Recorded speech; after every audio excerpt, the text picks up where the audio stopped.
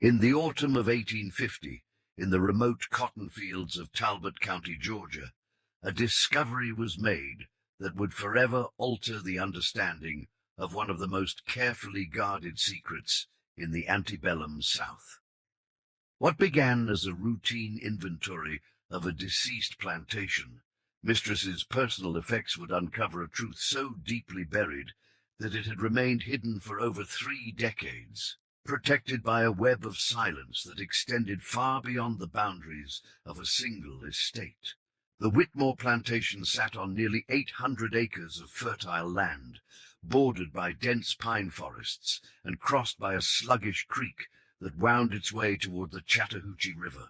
The main house, a 2-story structure built in the federal style with wide verandas and tall windows, had been the seat of the Whitmore family since 1822, when Colonel Marcus Whitmore first established his holdings in the newly opened Georgia Territory. By 1850, the plantation was home to 43 enslaved individuals, managed with what neighbors described as typical efficiency for the region. The events that would bring this case to light began on September 14th, 1850, when Martha Elizabeth Whitmore, widow of the late Colonel Marcus Whitmore, passed away in her sleep at the age of 67. Mrs. Whitmore had been the undisputed mistress of the plantation for 28 years, known throughout the county for her meticulous management of both household affairs and the complex social hierarchies that governed plantation life. Her death, while not unexpected given her declining health, left a void in the plantation's operations that would prove far more significant than anyone initially understood. The task of settling Mrs. Whitmore's affairs fell to her nephew, Jonathan Whitmore, a lawyer from Macon, who had maintained minimal contact with his aunt's household over the years.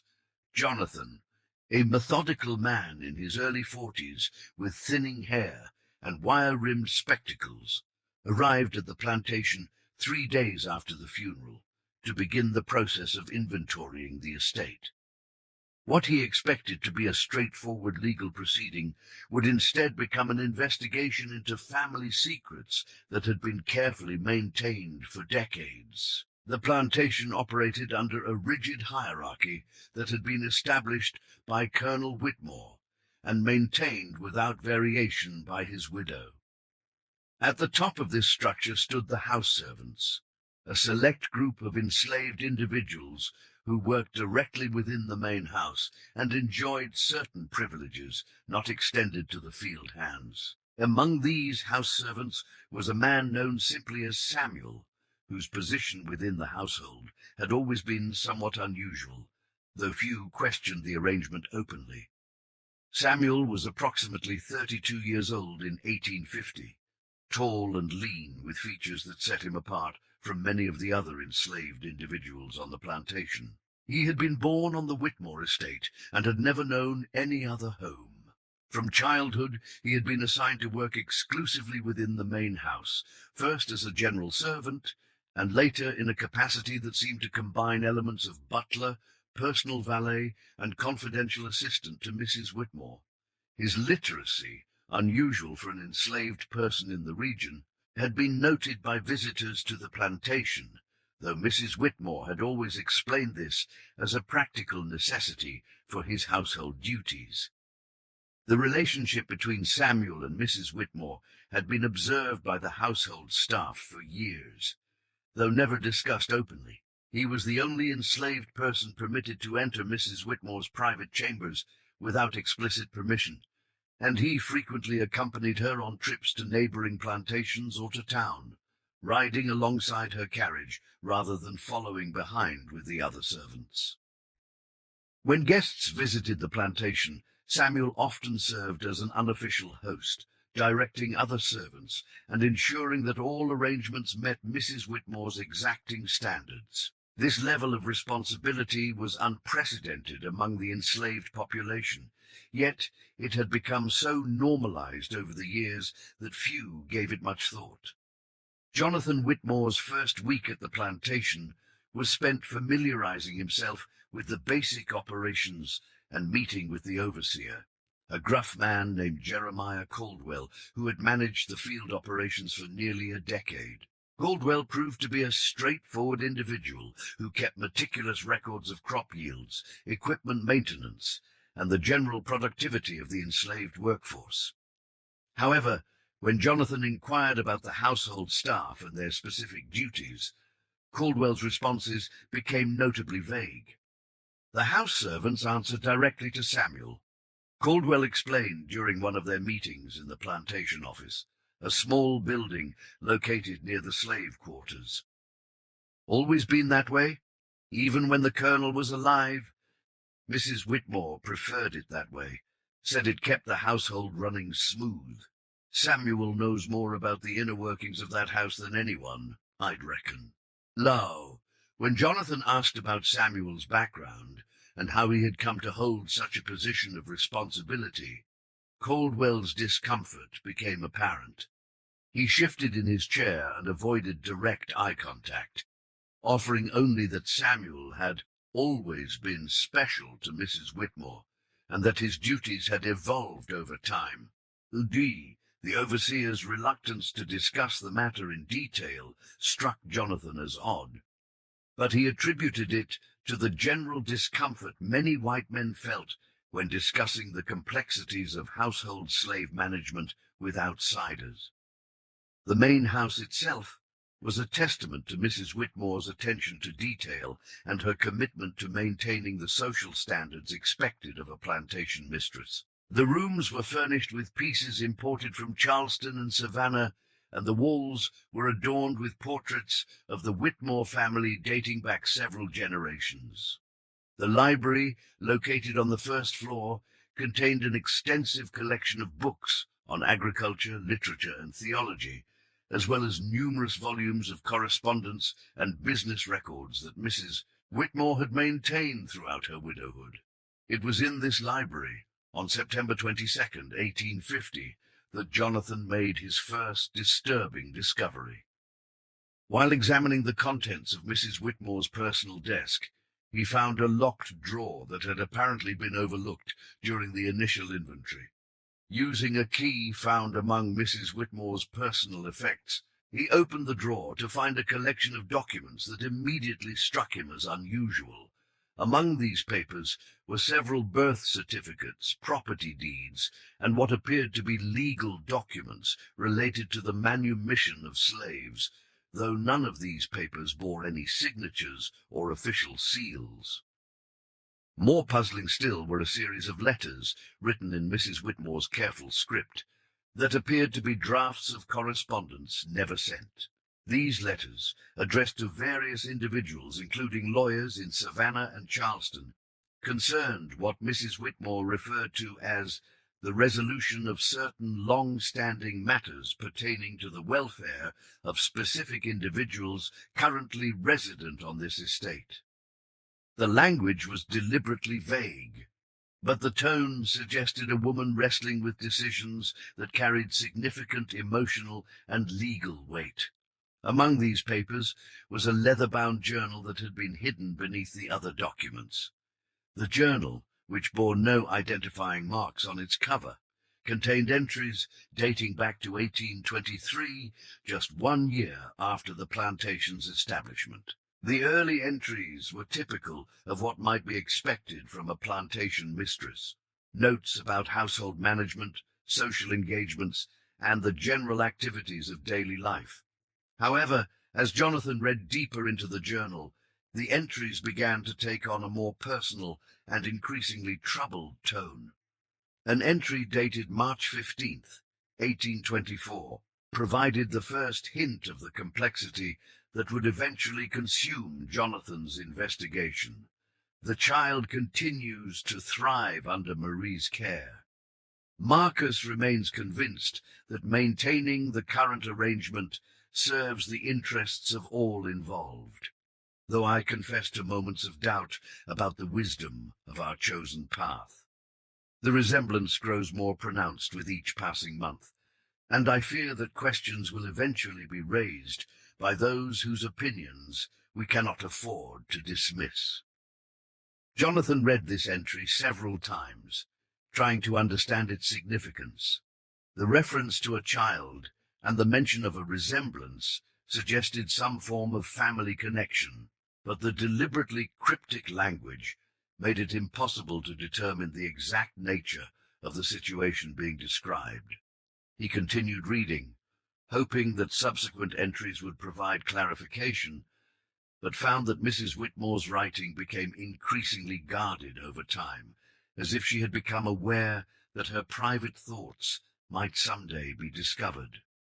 An entry from June 8th, 1825, offered additional clues. Samuel shows remarkable aptitude for his lessons, far exceeding what might be expected given his circumstances.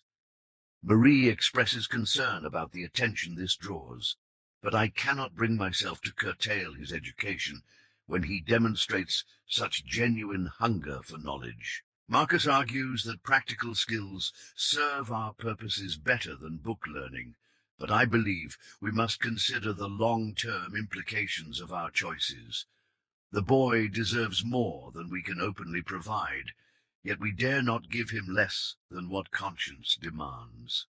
The reference to Samuel's education and the obvious emotional investment that Mrs. Whitmore felt in his development began to paint a picture that Jonathan found deeply unsettling.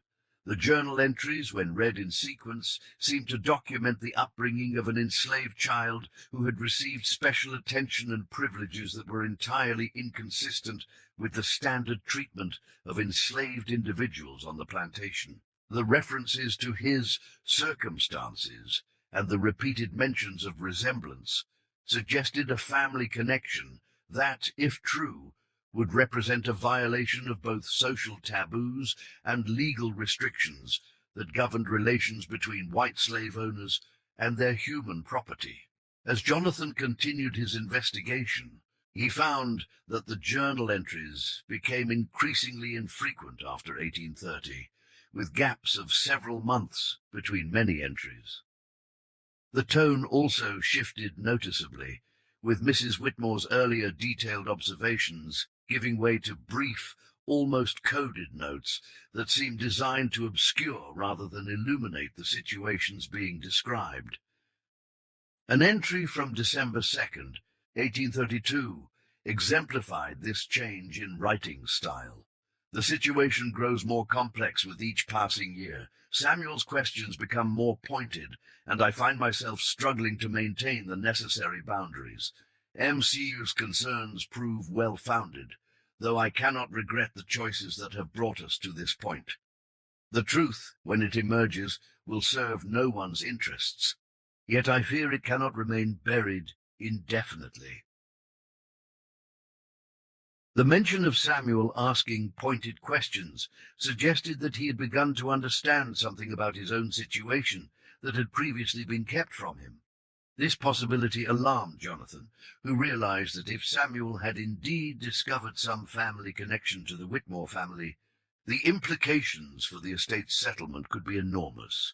Under Georgia law, any individual with even a small degree of white ancestry might potentially challenge their enslaved status, particularly if evidence existed of acknowledgement by white family members. Jonathan's investigation took on new urgency as he began to search for additional documentation that might clarify the exact nature of Samuel's relationship to the Whitmore family. He spent several days examining every document in the plantation's records, looking for birth certificates, bills of sale, or any other papers that might provide insight into Samuel's origins. What he found instead was a conspicuous absence of documentation related to Samuel's birth or acquisition by the plantation, an omission that seemed deliberately designed to obscure his background. The other house servants, when questioned about Samuel's history, proved remarkably reluctant to discuss the matter in any detail.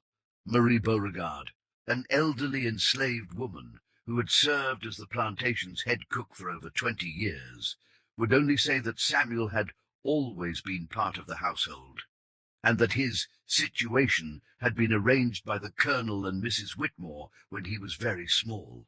Her obvious discomfort when discussing the subject suggested that she knew more than she was willing to share, but Jonathan's position as a white member of the family made direct interrogation impossible without risking the exposure of whatever secrets the household was protecting.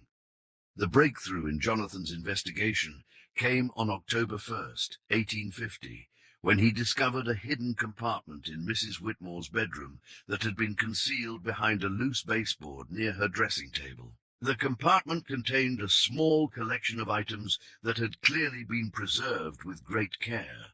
A lock of dark hair tied with a blue ribbon, a miniature portrait of a young woman that Jonathan did not recognize, and a single letter written in a man's hand that bore the signature of Colonel Marcus Whitmore. The letter, dated August 19th, 1823, was addressed to Mrs. Whitmore and concerned what the colonel referred to as the arrangements necessary to ensure the welfare of the child while maintaining the discretion that our circumstances require. The letter made clear that Colonel Whitmore was the father of an infant who had been born to an enslaved woman named Celia, and that he and Mrs. Whitmore had agreed to raise the child within their household under circumstances that would protect both the family's reputation and the child's welfare. "My dear Martha," the letter began, "I write to confirm our understanding regarding the boy born to Celia on the 7th of this month. As we discussed, the child's welfare must be our primary concern, while simultaneously ensuring that our family's position in the community remains secure. I propose that we arrange for Marie to serve as the child's primary caregiver, while you oversee his upbringing within the household. The boy shall be given the name Samuel, and shall be raised as befits his station, though I trust you will ensure that he receives advantages appropriate to his particular circumstances." The letter continued with specific instructions about Samuel's education and treatment, making clear that Colonel Whitmore intended for his son to receive privileges far beyond those typically afforded to enslaved individuals. "He shall learn to read and write, as these skills will serve him well, regardless of what the future may hold. Marie has agreed to serve as his mother for all public purposes, and I believe this arrangement will protect all parties involved while ensuring that the boy receives the care and attention he deserves." The final paragraph of the letter addressed the long-term implications of their decision. "I recognize that this arrangement may prove difficult to maintain as the boy grows older and begins to understand the complexities of his situation. We must trust that our careful planning will enable us to address such challenges as they arise, while always keeping his best interests foremost in our minds. I believe that in time, circumstances may arise that will allow us to provide him with opportunities that his current status would otherwise preclude." This letter provided the confirmation that Jonathan had both hoped for and dreaded.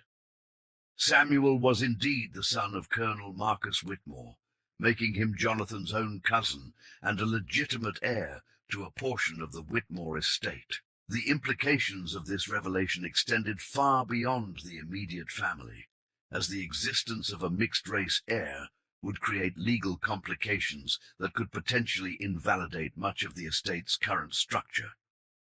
Jonathan's immediate concern was determining whether Samuel himself was aware of his true parentage. The journal entries had suggested that he had begun asking questions, but it remained unclear how much he actually knew about his family connections. The careful way in which his upbringing had been managed suggested that the Colonel and Mrs. Whitmore had made significant efforts to provide him with privileges without explicitly acknowledging the reasons for this special treatment. The investigation into Samuel's awareness of his parentage required Jonathan to observe the household dynamics more carefully than he had during his first weeks at the plantation. He began paying attention to the interactions between Samuel and the other enslaved individuals, looking for signs that might indicate whether his position of privilege had aroused suspicion or resentment among the others. What he discovered was a complex social structure in which Samuel occupied a unique position that seemed to be accepted by all parties, though perhaps not fully understood. Samuel's daily routine involved responsibilities that extended far beyond typical household service. He managed the plantation's correspondence, maintained detailed records of household expenditures, and often served as Mrs. Whitmore's representative in dealings with merchants and other business contacts. His education was evident in his speech patterns and mannerisms, which were noticeably more refined than those of other enslaved individuals on the plantation. Yet he moved through these responsibilities with a quiet dignity that suggested he understood the precarious nature of his position, even if he did not fully comprehend its origins. The other household servants treated Samuel with a deference that went beyond his official duties, addressing him with a respect that seemed genuine rather than merely functional. Marie Beauregard, in particular, showed a maternal protectiveness toward him that suggested their relationship extended beyond the typical bonds between enslaved individuals who worked in close proximity. Her behavior towards Samuel was notably different from her interactions with other young men in the household, marked by a combination of pride and anxiety that hinted at deeper emotional connections. Jonathan's observations were interrupted on October 8, 1850, when Samuel approached him directly for the first time since his arrival at the plantation. The conversation took place in the library, where Jonathan had been continuing his examination of Mrs. Whitmore's papers. Samuel entered the room quietly, as was his custom, but instead of simply attending to his usual duties, he lingered near the desk where Jonathan was working. "Mr. Jonathan," Samuel said, his voice carefully modulated and respectful, "I hope you will forgive the intrusion, but I feel compelled to speak with you about a matter of some importance." Jonathan looked up from the papers he had been examining, struck by the formal quality of Samuel's speech and the obvious care with which he had chosen his words. "Of course, Samuel. Please speak freely." Samuel remained standing, his posture erect but not rigid, his hands clasped behind his back in a manner that suggested both respect and controlled anxiety. "I have served in this household for my entire life, and I believe I have discharged my duties with the dedication that Mrs. Whitmore expected and deserved. However, recent circumstances have raised questions in my mind about my position here, and about certain aspects of my past that have never been fully explained to me." The directness of Samuel's approach surprised Jonathan, who had expected that any conversation about his parentage would need to be initiated by himself. Samuel's obvious education and his careful choice of words suggested that he had given considerable thought to how he would present his concerns, and that he was prepared for a serious discussion about matters that had clearly been troubling him. "What questions concern you?" Jonathan asked, setting aside the papers and giving Samuel his full attention. Samuel hesitated for a moment, as if weighing the wisdom of proceeding, then continued with the same measured tone. "Throughout my life, I have been aware that my position in this household differs significantly from that of other enslaved individuals on this plantation.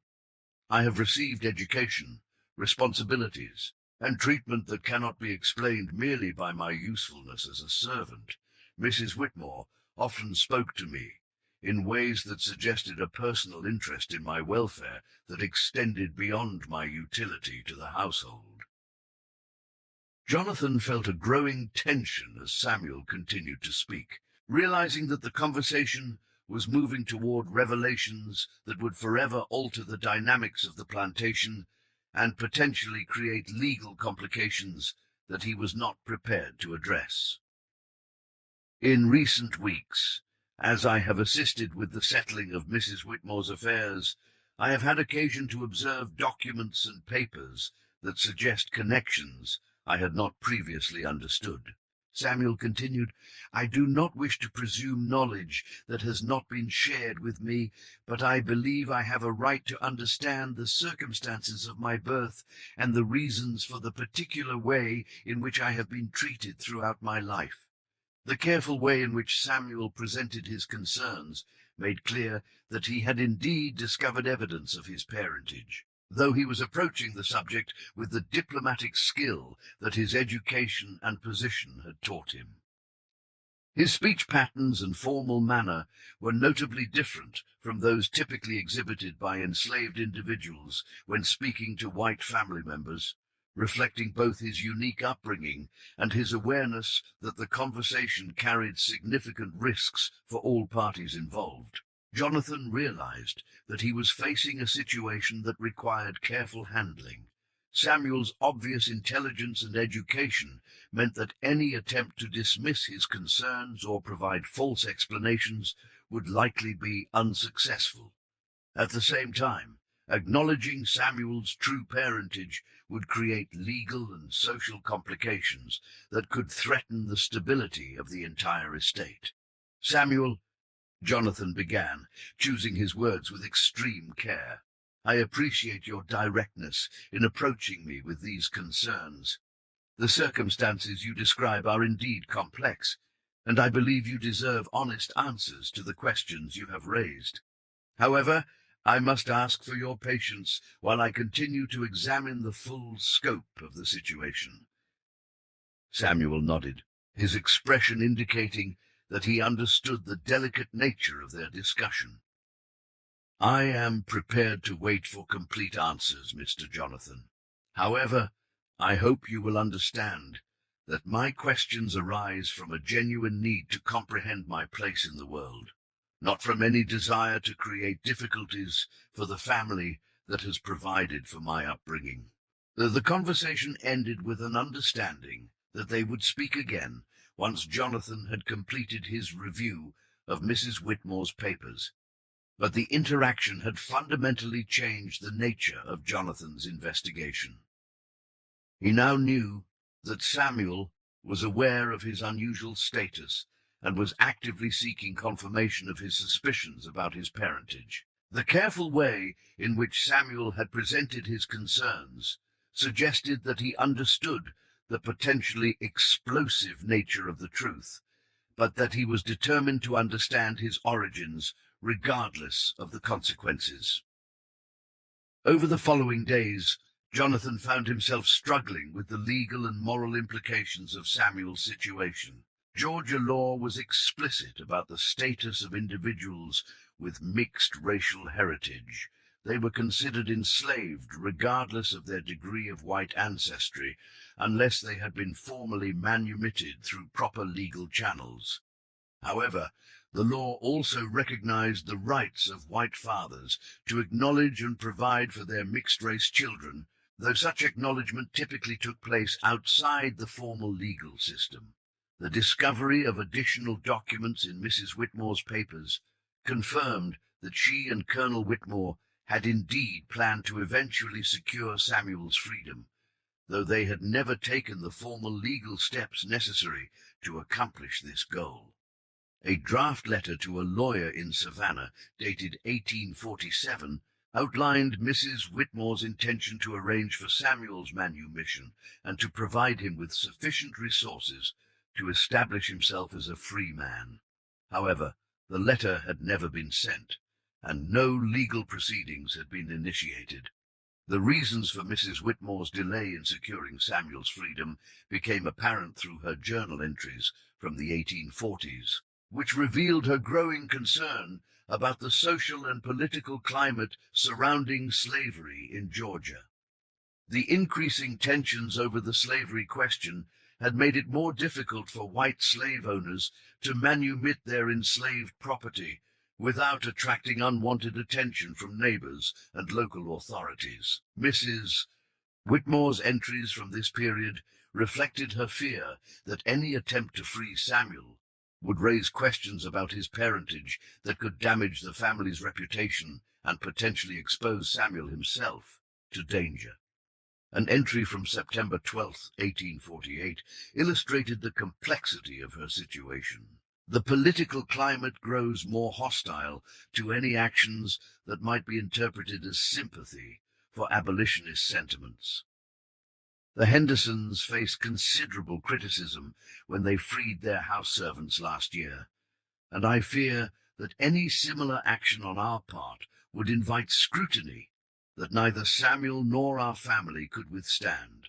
Yet I cannot ignore the moral obligation we bear toward him, nor can I dismiss the legal rights that he may possess if circumstances change. Mrs. Whitmore's final journal entries, written in the months before her death, revealed a woman increasingly consumed by guilt over her failure to resolve Samuel's situation. She had apparently made several attempts to discuss the matter with Samuel directly, but had always stopped short of full disclosure, fearing the consequences of revealing a truth that could endanger both his safety and the family's standing in the community. Jonathan's investigation reached its climax on October 15th, 1850, when he discovered the final piece of evidence that confirmed not only Samuel's parentage, but also his legal status. Hidden in a box of personal items in Mrs. Whitmore's closet was a birth certificate that had been filed with the county clerk's office in 1823. The certificate listed Samuel's mother as Celia, an enslaved woman owned by the Whitmore plantation, but in the space designated for the father's name, someone had written Marcus Whitmore in careful script. The existence of this official document changed everything. Unlike the private letters and journal entries that Jonathan had been finding, this birth certificate constituted legal evidence of Samuel's parentage that could potentially be used to challenge his enslaved status. Under certain interpretations of Georgia law, the acknowledgement of paternity by a white father, when combined with other evidence of intent to provide for the child's welfare, could form the basis for a legal claim to freedom. However, the birth certificate also revealed the dangerous nature of the evidence that Mrs. Whitmore had been preserving. The document represented proof of an intimate relationship between a white man and an enslaved woman that violated both legal restrictions and social taboos. In the current political climate, the discovery of such evidence could result not only in the destruction of the Whitmore family's reputation, but also in serious legal consequences for all parties involved. Jonathan realized that he was now in possession of information that could grant Samuel his freedom, but could also destroy the plantation and potentially endanger Samuel's life if it became public. The careful way in which Mrs. Whitmore had preserved the evidence suggested that she had intended for it to be discovered after her death, perhaps as a final gift to Samuel, or as a means of ensuring that the truth would eventually be revealed. However, she had left no clear instructions about how the information should be used, or what steps should be taken to protect Samuel from the potential consequences of its disclosure. The weight of this discovery forced Jonathan to confront the fundamental moral questions that had been underlying his investigation from the beginning.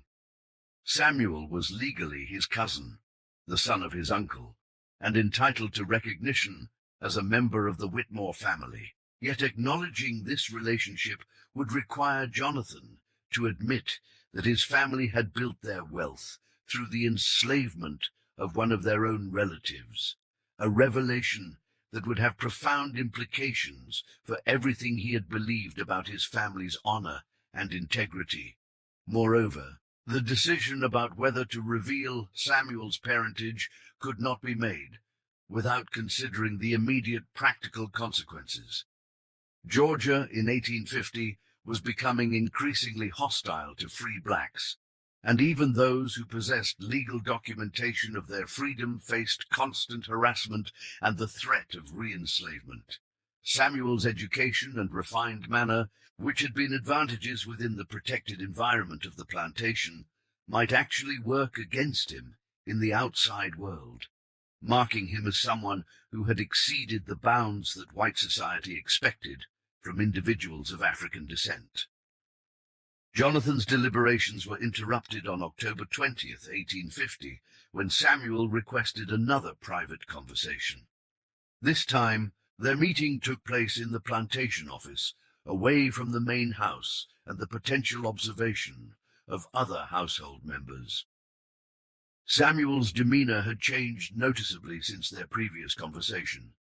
He appeared more determined and less deferential, suggesting that he had reached conclusions of his own about his situation. "Mr. Jonathan," Samuel began, dispensing with some of the formal courtesies that had marked their earlier interaction, "I believe the time has come for complete honesty between us. I have had access to many of the same documents that you have been examining, and I believe I understand the significance of what they contain." Jonathan felt a surge of anxiety as he realized that Samuel had apparently been conducting his own investigation in parallel with the official estate inventory. The access that Samuel had always enjoyed to Mrs. Whitmore's private papers meant that he could have discovered the truth about his parentage without any assistance or confirmation from Jonathan. "I know that Colonel Marcus Whitmore was my father," Samuel continued, his voice steady, but carrying undertones of emotion that he was carefully controlling. "I know that Mrs. Whitmore preserved evidence of this relationship, and I believe she intended for that evidence to be used to secure my freedom after her death." The directness of Samuel's statement eliminated any possibility of continued evasion or delay. Jonathan found himself facing the moment that he had been both anticipating and dreading since the beginning of his investigation.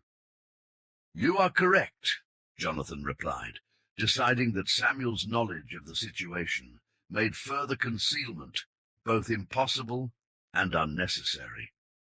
"The documents do confirm that Colonel Whitmore was your father, and it appears that both he and Mrs. Whitmore intended to eventually arrange for your manumission." Samuel nodded, his expression indicating that Jonathan's confirmation had not surprised him.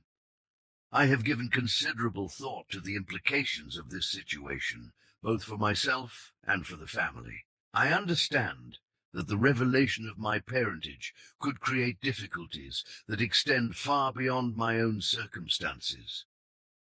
The conversation that followed revealed that Samuel possessed not only knowledge of his true parentage, but also a sophisticated understanding of the legal and social complexities that his situation entailed. His education had equipped him to comprehend the broader implications of his discovery, and he had clearly spent considerable time thinking through the various options available to him. "I do not seek to create scandal or to make demands that would damage the family's reputation," Samuel explained. "However, I believe I have earned the right to determine my own future, and I hope that we can find a way to resolve this situation that serves the interests of all parties involved." Jonathan found himself impressed by Samuel's maturity and diplomatic skill, qualities that reflected both his natural intelligence and the careful education he had received.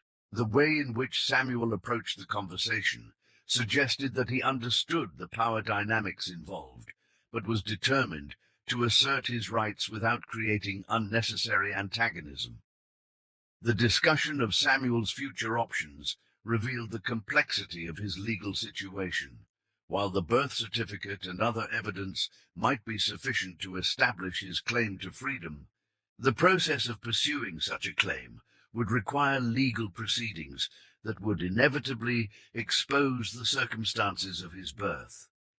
The resulting scandal would not only damage the Whitmore family's reputation, but could also place Samuel in physical danger from community members who viewed challenges to the slavery system as threats to their own economic and social interests. Alternative approaches to securing Samuel's freedom were also problematic.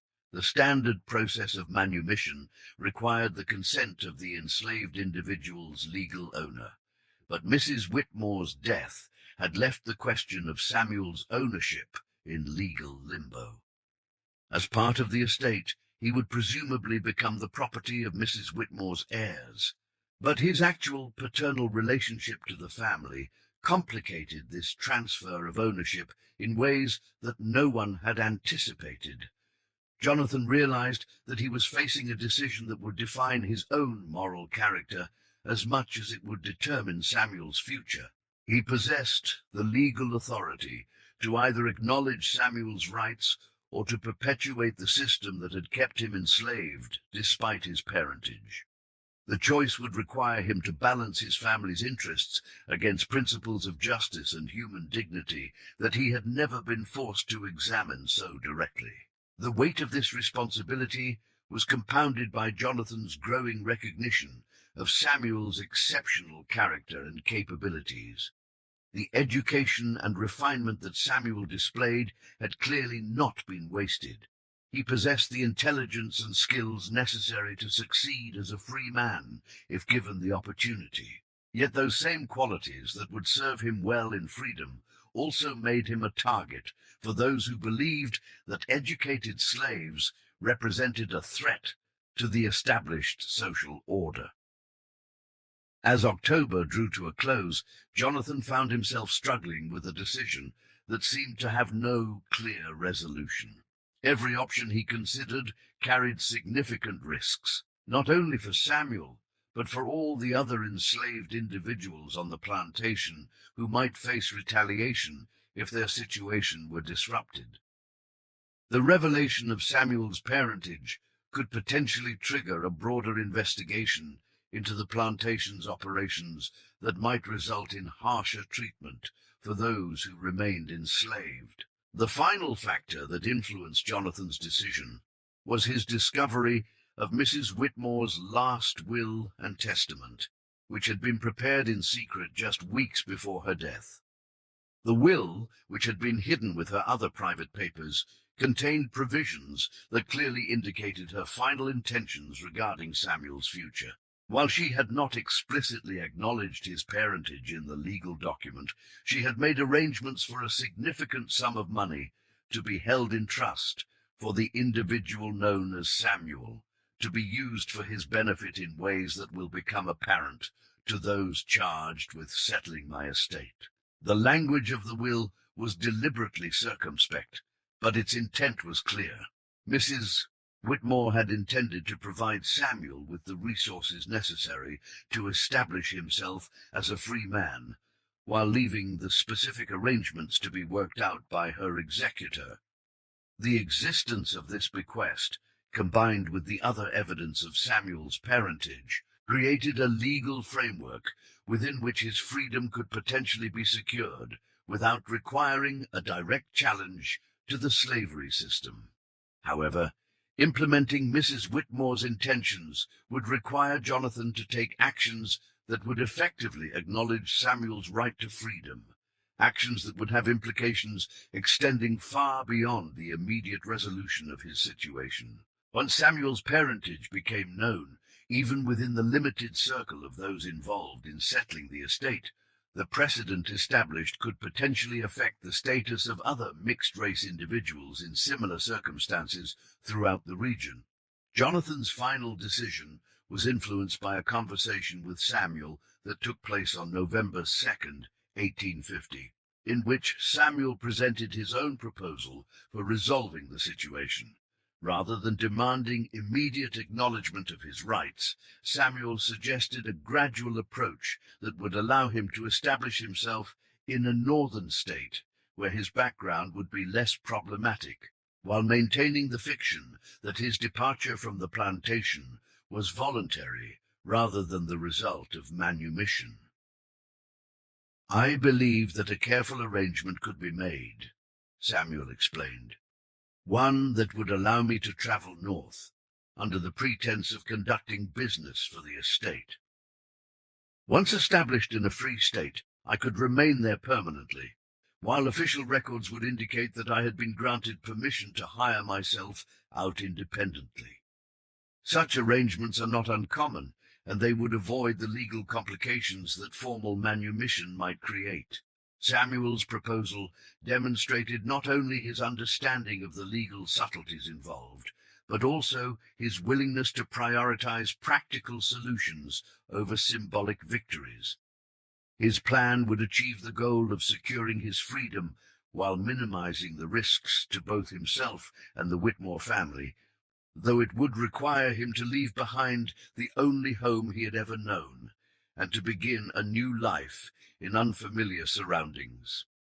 Jonathan found himself moved by Samuel's maturity and pragmatism, qualities that reflected the careful upbringing he had received, despite the constrained circumstances of his birth. The decision to support Samuel's plan would require Jonathan to actively participate in circumventing laws that he had been trained to uphold, but it would also fulfill the moral obligations that his family had incurred through their treatment of Samuel throughout his life.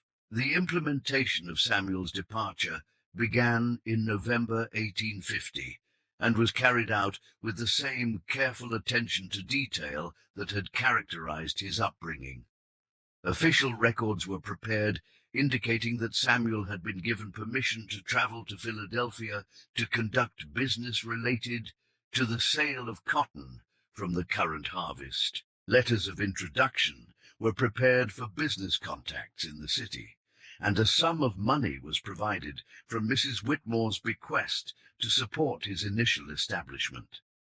Samuel's departure from the plantation took place on November 15th, 1850, in a manner that attracted no attention from neighbors or local authorities. He traveled in the company of a cotton agent who frequently conducted business for area plantations, carrying papers that identified him as a trusted servant, authorized to negotiate on behalf of the Whitmore estate. The arrangement appeared entirely routine to outside observers, providing no indication that Samuel would not be returning to Georgia. The other enslaved individuals on the plantation were told that Samuel had been assigned to an extended business trip that might keep him away for several months. Marie Beauregard, who had served as his surrogate mother throughout his life, was privately informed of the true nature of his departure, though she was sworn to secrecy about the circumstances involved. Her reaction to the news revealed the depth of the emotional bonds that had developed within the household, as well as her understanding of the dangers that Samuel would have faced if his parentage had become widely known. The weeks following Samuel's departure passed without incident, as the plantation's operations continued under Jonathan's temporary management. The absence of Samuel's organizing presence was felt throughout the household, but his duties were gradually redistributed among the remaining servants without creating obvious disruption. To outside observers, the Whitmore plantation appeared to be adjusting normally to the loss of its mistress and the transition to new management. Jonathan received regular reports from his business contacts in Philadelphia, confirming that Samuel had arrived safely and was beginning to establish himself in the city's small but growing community of free blacks. The education and refinement that Samuel had received served him well in his new environment, where his skills as a clerk and his familiarity with business correspondence made him a valuable employee for merchants involved in the cotton trade. The legal resolution of Samuel's status was completed through paperwork that was filed in Philadelphia several months after his arrival, documenting his manumission in terms that avoided any reference to the circumstances of his parentage. The official records indicated that he had been freed in recognition of his faithful service to the Whitmore family, an explanation that was both truthful and deliberately incomplete. The truth about Samuel's parentage remained a closely guarded secret, known only to Jonathan and a few trusted individuals who had been involved in the plantation's management.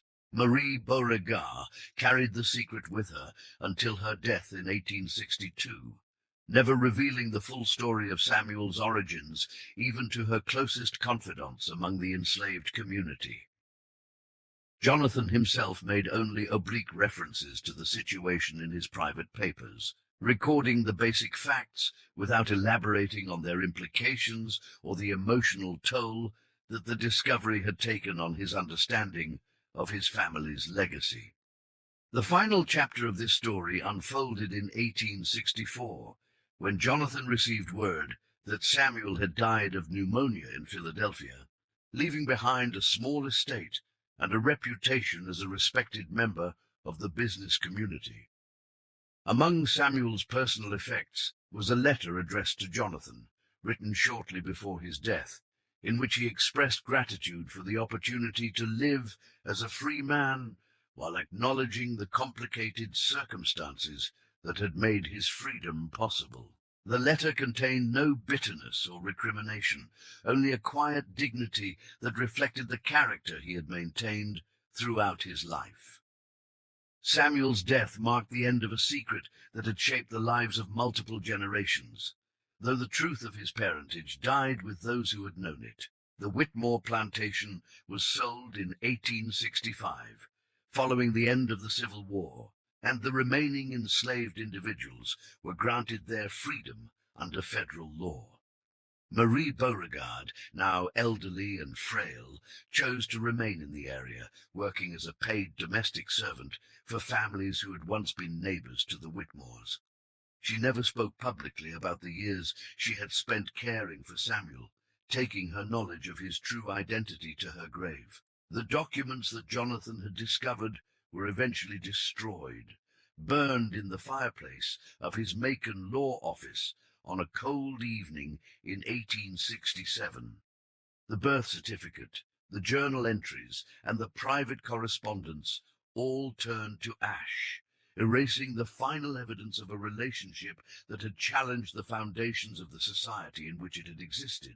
Jonathan's decision to destroy the papers reflected his belief that some truths were too dangerous to preserve, even for the sake of historical accuracy. Years later, local historians attempting to document the antebellum period in Talbot County would note the absence of detailed records from the Whitmore plantation, attributing the gap to the general disruption caused by the war and its aftermath. No mention was ever made of Samuel or his unusual position within the household, and his story became one of countless individual narratives lost to the deliberate silences that surrounded the most troubling aspects of the slavery system. The only lasting evidence of his existence was a brief notation in the Philadelphia City Directory for 1851, listing Samuel Whitmore, clerk, an entry that provided no hint of the remarkable journey that had brought him to freedom. The house itself stood empty for several years after the war, gradually falling into disrepair as vines claimed the verandas, and weather warped the careful woodwork that had once proclaimed the family's prosperity.